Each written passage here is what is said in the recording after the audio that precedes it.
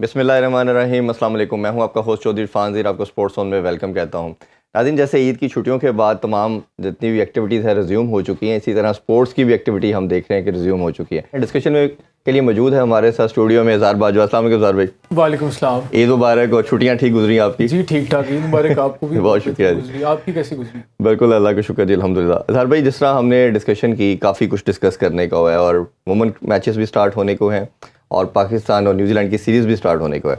एक तो कितना एक्साइटिंग है ये सब कुछ, एक पाकिस्तान में सीरीज़ का होना दोनों के लिए, वुमेन का भी और मैन का भी, उस हवाले से क्या है? बहुत ही एक्साइटिंग टाइम है फॉर क्रिकेट फैंस। अभी न्यूजीलैंड को हम होस्ट कर रहे हैं और ये बड़ी अच्छी बात है कि हम जो बड़ी टीम्स हैं उनको बड़ा फ्रीक्वेंटली अब होस्ट करना शुरू हो गए हैं। हमने पिछले जो 10-12 साल में एक पाकिस्तान के अंदर क्रिकेट का कहर देखा, उसके बाद एक गुड साइन है कि सारी बड़ी टीम्स आ रही हैं और बड़ा फ्रीक्वेंटली आ रही हैं, तो ये हमारे शायकीन के लिए बहुत अच्छा। और ये अच्छी चीज़ ये है कि जो नॉर्दर्न पाकिस्तान में ज़्यादा मैचेस खेले जाएंगे, क्योंकि यहाँ पे जो स्पेक्टेटर टर्नआउट है पिंडी या लाहौर में कंसिडरेबली ज़्यादा देखा जाता है। और उसके अलावा साथ ही एक्साइटिंग टाइम इस हवाले से भी है कि इसके बाद अगली सीरीज़ हमारी आयरलैंड के साथ है, फिर इंग्लैंड के साथ है, फिर उसके बाद वर्ल्ड कप है। एंड इट इज़ मतलब बड़ी एक्साइटिंग बात है कि 10-15 मतलब 30-35 दिन रह गए वर्ल्ड कप शुरू होने में। बिल्कुल ऐसे ही है। और हमें हमारे सीनियर स्पोर्ट्स एंकर और जर्नलिस्ट ज्वाइन कर चुके हैं। अस्सलाम वालेकुम जी। इरफान चौधरी साहब कैसे हैं? याया भाई ठीक ठाक है? मैं बिल्कुल ठीक ठाक। याया भाई, काफ़ी कुछ डिस्कस करने को है और ओबियसली सबसे पहले अगर हम बात करें तो स्क्वाड के वाले से मैं आपसे ज़रूर जानना चाहूँगा। दो चीज़ें हमने देखी गई। अगर हम प्रीवियस रजीम की बात करें, ज़कात अशरफ और मोहम्मद हफीज़ के टेन्योर की बात करें, तो मोहम्मद हफीज़ का बड़ा क्लियर स्टांस था कि जो डोमेस्टिक के परफॉर्मर हैं उनको टीम में रखना चाहिए और उन्होंने कोशिश भी की, लड़कों को इंडक्ट किया। कुछ लोगों का मानना ये था कि आपने जीतना बहुत ज़रूरी है, पाकिस्तान की विक्ट्री में जो लड़के फ्रूटफुल हो सकते हैं, परफॉर्मर हैं, उनको रखना चाहिए। जिसकी प्राइम एग्जांपल हमने इमाद वसीम देखा, पीएसएल के बेस्ट प्लेयर थे, उनको भी रखा गया, आमिर की वापसी हुई। तो ये एक तो इंक्लूजन को कैसे देखते हैं? और उस्मान खान की भी मैं ज़रूर बात करना चाहूँगा। यूई की तरफ से वो खेल रहे थे, उधर से वापस आए, अब उन पर बैन भी लग चुका है। ये तीनों का इंक्लूजन कैसे देखते हैं? और जो मैंने पहले कहा कि ये डोमेस्टिक के लड़कों के लिए क्या मैसेज है? देखिए, आपका जो सवाल का आखिरी हिस्सा है वो तो बिल्कुल बजा और दुरुस्त है कि आप क्या मैसेज दे रहे हैं। लेकिन मेरा ख्याल है कि क्योंकि आईसीसी वर्ल्ड T20 का साल है और 2 महीने के बाद आईसीसी वर्ल्ड T20 का मेला लग रहा है, और वो होता है ना कि आप एक शिशमाही इम्तिहान में जो है वो थोड़ा सा 19-20 कर लेते हैं, थोड़ी हल्की तैयारी चल जाती है, थोड़ा सा छुट्टी वुट्टी भी मार लेते हैं, शादी वादी में भी चले जाते हैं। लेकिन जब आपका फाइनल एग्जाम होता है ना, वहाँ पर हर चीज़ आप ऑफ करते हैं, वहाँ पर सिर्फ आप जो है फोकस करते हैं अपने पेपर्स के ऊपर। तो ये जो आमिर वापस आए हैं, इमाद वापस आए हैं, उस्मान को आपने उनकी परफॉर्मेंस के ऊपर रिस्पेक्ट दी है, तो आई थिंक आपके सारे बॉक्सेस जो हैं वो टिक हुए हैं। आपका सवाल बिल्कुल बजा है कि आप क्या मैसेज दे रहे हैं डोमेस्टिक क्रिकेट के परफॉर्मर को। तो वर्ल्ड कप के बाद भी बहुत सारी दुनिया बाकी है, वर्ल्ड कप के बाद भी आपने बहुत सारी क्रिकेट खेलनी है। अभी जो फैसले हुए हैं, मैं ऑल हैंड्स अप कहूँगा कि वक्त और हालात के हिसाब से आपको उसको अंडरस्टैंड करना चाहिए जी। अच्छा, अगर कैप्टनसी के वाले से भी ज़रूर बात करें, जब बाबर को ड्यूरिंग वर्ल्ड कप भी हटाया गया, या बात पहले स्टार्ट हो गई थी ड्यूरिंग वर्ल्ड कप, और जैसे चैट का लीक होना, फिर इसी तरह दूसरी चीज़ें भी हमारे सामने आई और फिर इवेंचुअली बाबर को वाइट बॉल में हटाया गया, टेस्ट उन्होंने खुद छोड़ दी। और अभी शाहीन के साथ ये किस तरह देखते हैं? और अभी जो बात आ रही कि पहले 2 मैचेस में उनको रेस्ट दिया जा रहा है, शाहीन का कैंप भी छोड़ कर चले जाना। हम सब जानते हैं कि शाहीन थोड़ा सा अग्रेसिव नेचर के भी हैं, थोड़ा सा मूडी भी हैं। तो ये बाबर के लिए कैसा था डिसीजन? और अभी शाहीन को हटा के दोबारा एक सीरीज के लिए टाइम दे के फिर हटा देना, इन दोनों चीज़ों को कैसे देखते हैं आप?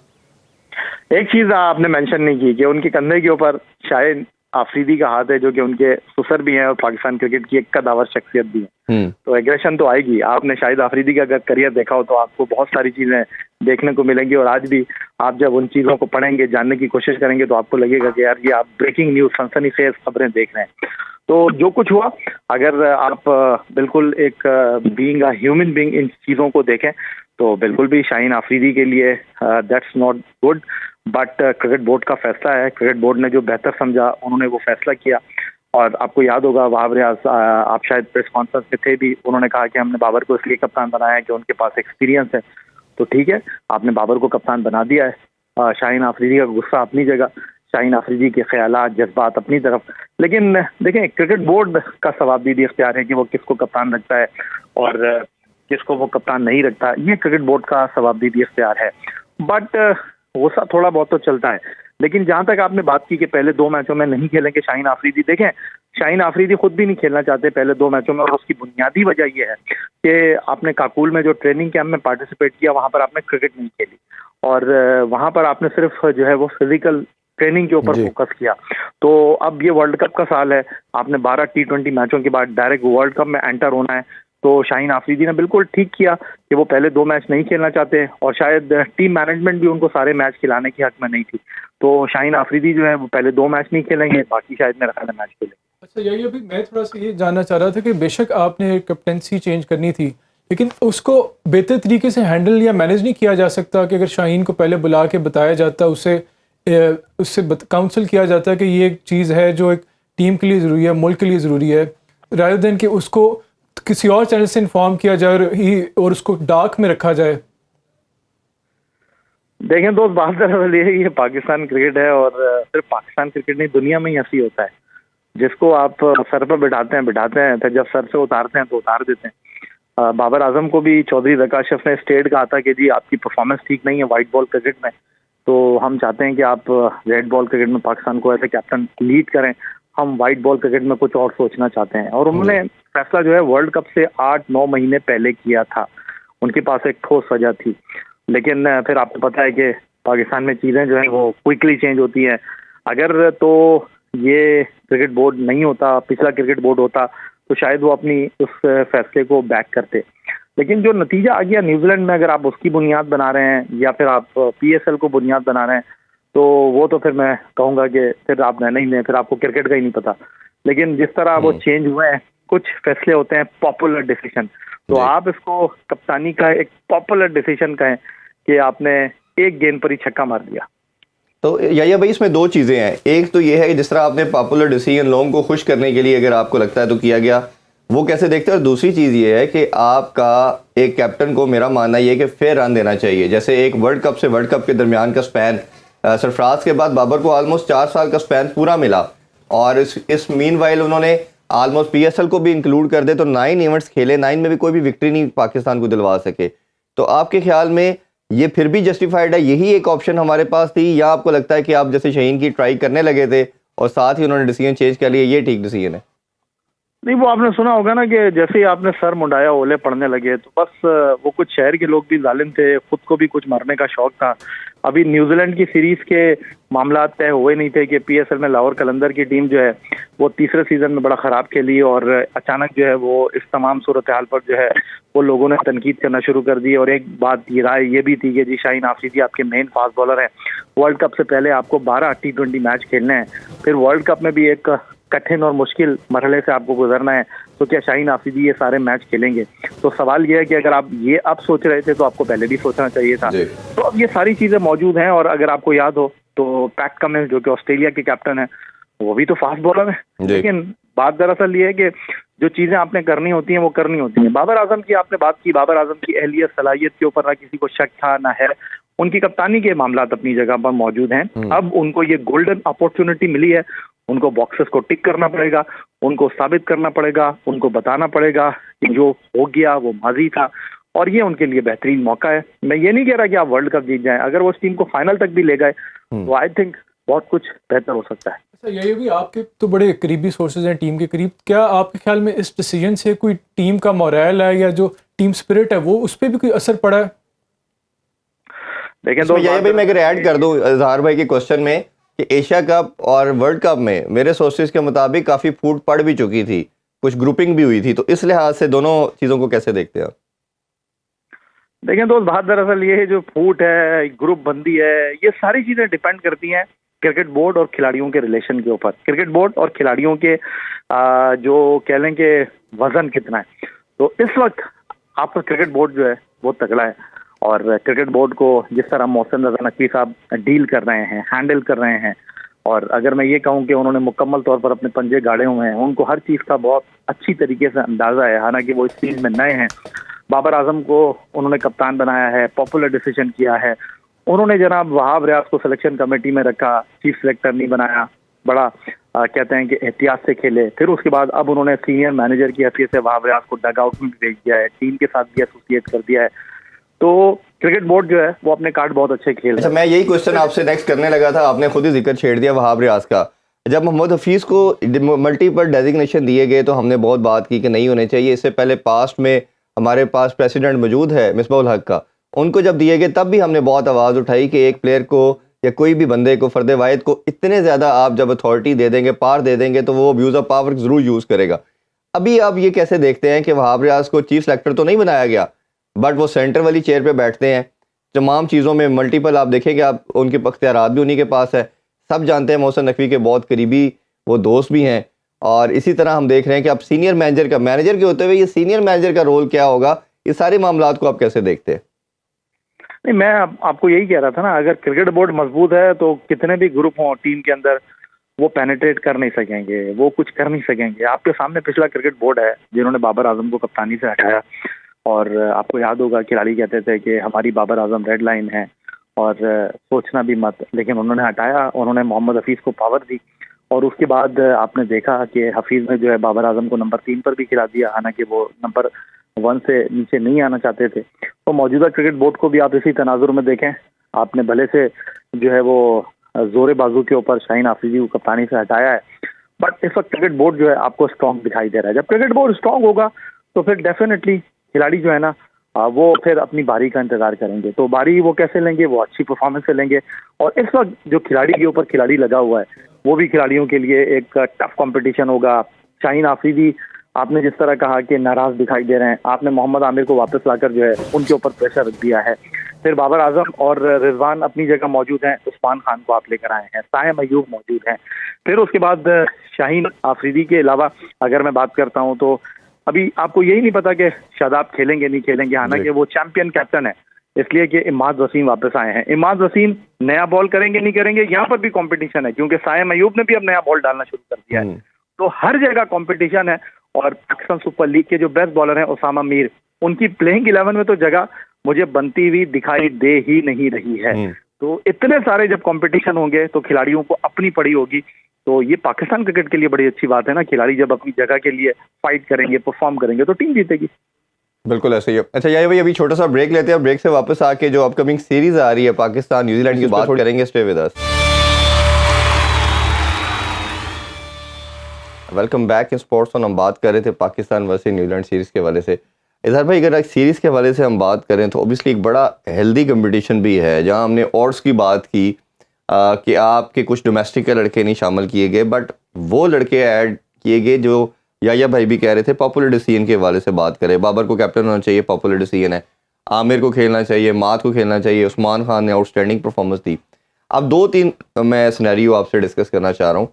अगर तो हम पहले बैटिंग में डिस्कस करें तो लास्ट अगर जो न्यूजीलैंड के अगेंस्ट सीरीज थी, पाकिस्तान न्यूजीलैंड गया था, तो ओपनिंग बाबर को नंबर 3 पर रखा गया, और हमें लगता यही है कि साइम अयूब रिजवान के साथ ओपन करेंगे। अब बाबर अगर नंबर 3 पे आते हैं तो उस्मान खान अगर ओबियसली टीम का पार्ट बनते हैं तो वो भी ओपनर है। PSL में हमने देखा कि उनको नंबर 3 पे खिलाया गया। तो ये जो बैटिंग ऑर्डर आपका बन रहा है, और उस्मान खान अगर अच्छा परफॉर्म करते हैं तो ये रिजवान पे कितना प्रेशर हो सकता है? देखिए, ये बड़ी अच्छी चीज़ है पाकिस्तान टीम के लिए कि Pakistan has options for places, competition for places भी है, और हर पोजीशन के लिए ऑप्शंस भी हैं। कोई एक ऐसा प्लेयर ऐसा नहीं कह सकता कि वो टीम के लिए बहुत ही इंडिस्पेंसिबल है।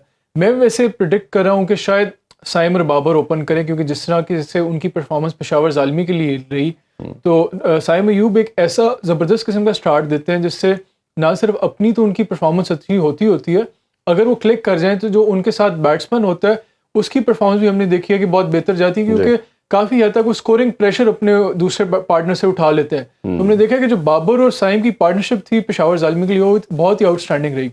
जहाँ बात ये कि रिजवान का और साइम का या फ़खर का या उस्मान की क्या पोजीशन होनी चाहिए, कि बड़ी इंटरेस्टिंग चीज़ है कि जो टॉप स्कोरर थे हमारे PSL के, टॉप 5 स्कोरर थे, उनमें जो 3-4 प्लेयर्स हैं वो पाकिस्तान के स्क्वाड में शामिल हैं, जिसमें बाबर आजम है, साथ ही साइम अयूब है, उस्मान खान है, रिजवान है। ये ऐसे खिलाड़ी हैं जो PSL में जिन्होंने बहुत ज़्यादा स्कोर्स किए, तो ये तो खेलेंगे।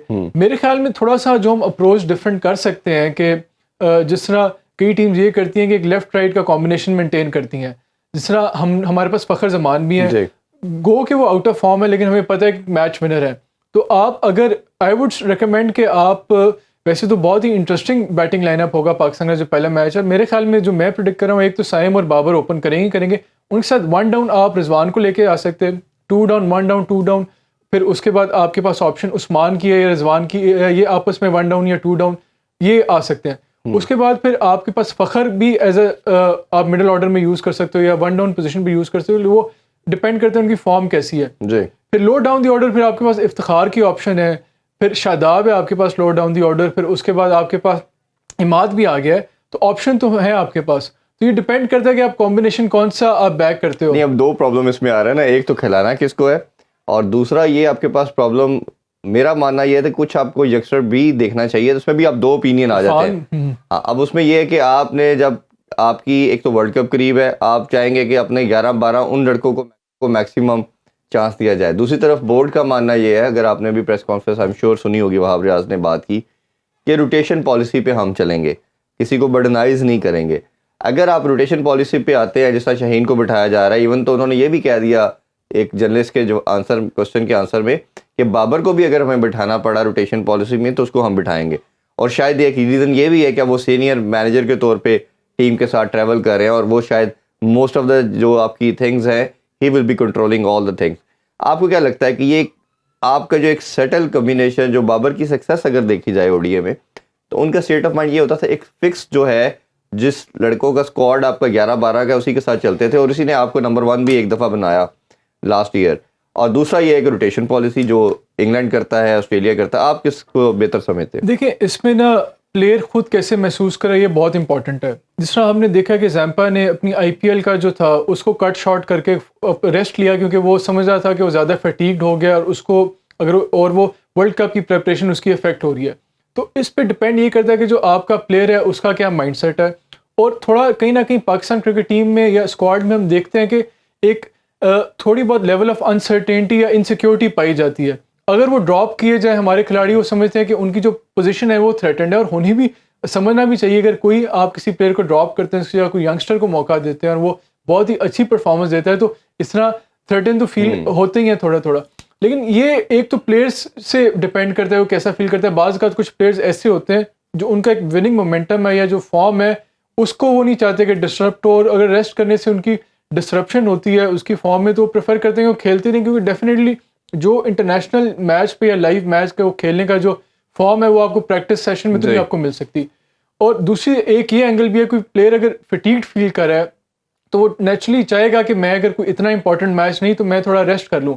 तो ये आई थिंक मैन मैनेजमेंट इस हवाले से बहुत इंपॉर्टेंट है। जो कैप्टन का रोल बहुत इंपॉर्टेंट है, कोच का रोल बहुत इंपॉर्टेंट है। वो प्लेयर से कंसल्ट कर सकता है, उनको काउंसल कर सकता है, उनके स्टेट ऑफ माइंड पे कर सकता है। और फिजियो का रोल बहुत इंपॉर्टेंट है, वो या जो बाकी आपके एनालिस्ट हैं वो क्या समझते हैं कि कितने मैचेस ये खेल चुका है, इसने पिछले अभी पीएसएल खेली है, उससे पहले आईएल जो बाकी फ्रेंचाइज क्रिकेट पूरी दुनिया में खेली जा रही है, वो कितने last over span of last 12 years कितने मैचेस खेल सकते हैं। तो ये बड़े कैलकुलेशन है, सारे फैक्टर्स को कंसिडर करके डिसीजन लेना चाहिए कि आपने प्लेयर्स को रेस्ट करना है या आपने प्लेयर्स से इसमें एक और क्वेश्चन भी, जिस तरह आपने बात की फिजियो की या ये प्लेयर फटीगनेस के हवाले से हम बात करते हैं, एहसानुल्लाह की ज़रूर बात मैं करना चाहूँगा। अभी उनको भिजवाया गया है यूके, अब उनका बताया ये जा रहा है सोर्सेज से कि उनका जो लास्ट ऑपरेशन था जो प्रॉब्ली कतर में हुआ वो ठीक नहीं हुआ, और हु इज़ रिस्पॉन्सिबल, पहला क्वेश्चन तो ये आता है।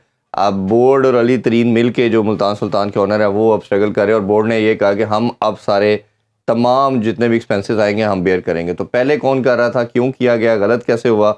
ये एक प्लेयर आपका जो सबसे मेन प्लेयर की बात कर रहे थे जी, पाकिस्तान को शुएब अख्तर के बाद एक गन स्टार मिल गया और ऐसा बॉलर मिला जो शायद अगले 10 साल खेलेगा, 12 साल, और शुरू में ही पहले साल ही उसके एक सीरीज़ प्रॉब्ली उसने पाकिस्तान के लिए खेली और अब उसका कैरियर एक बिल्कुल एज पे आ चुका है। तो आप क्या समझते हैं किस तरह ये मिस हैंडल किया गया? शाहीन का भी हमने देखा कि वो आपने स्टेटमेंट सुनी हुई थी शायद अफरीदी की कि मैंने अपने ओन पे इसको डॉक्टर के पास भेजा और ऑपरेट करवाया। तो ये सारा मिस हैंडलिंग को कैसे देख रहे हो? ये बहुत ही अनफॉर्चुनेट बात है कि जितना टेक्नोलॉजी प्रोग्रेस कर गई है और जिस तरह की फैसिलिटीज़ या जिस तरह की टेक्नोलॉजी आजकल के अवेलेबल है, और आजकल के दौर में भी अगर एक ऐसे खिलाड़ी को जो कि आपका सबसे top amongst the top athletes in the country, आप और जो उसने टैलेंट दिखाया था लास्ट पीएसएल 8 में, शायद लास्ट पीएसएल का बेहतरीन बॉलर था, जो स्पीड थी उसके पास, जो विकेट टेकिंग एबिलिटी थी और जो एक फ्लेयर था उसका, और बड़ा हम तो एंटिसिपेट करे थे कि शायद जिस तरह की इसने फॉर्म पिक किया शायद पाकिस्तान को रिप्रेजेंट करे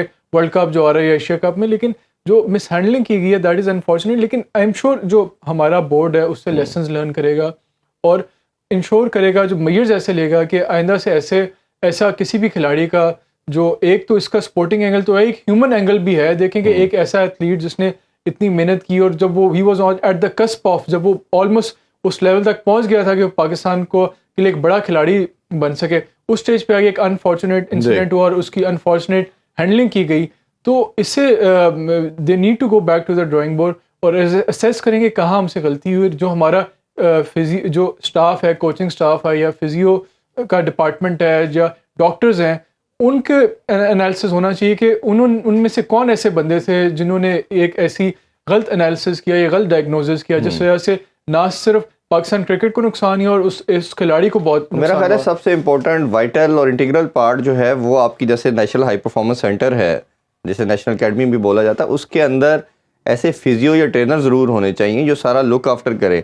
अनटिल अनलेस अगर आप ये नहीं रखेंगे तो किस तरह आप सारा मैनेज करेंगे। तो ये मेरा ख्याल है बोर्ड की सबसे जो प्राइम सोच होनी चाहिए या वे फॉरवर्ड होना चाहिए वो ये होना चाहिए। जी ज़ाहिर भाई बहुत शुक्रिया आपके टाइम का। इंशाल्लाह आप लोगों से कल मुलाकात होगी। अपना बहुत ख्याल रखिए। अल्लाह हाफिज़। पाकिस्तान जिंदाबाद।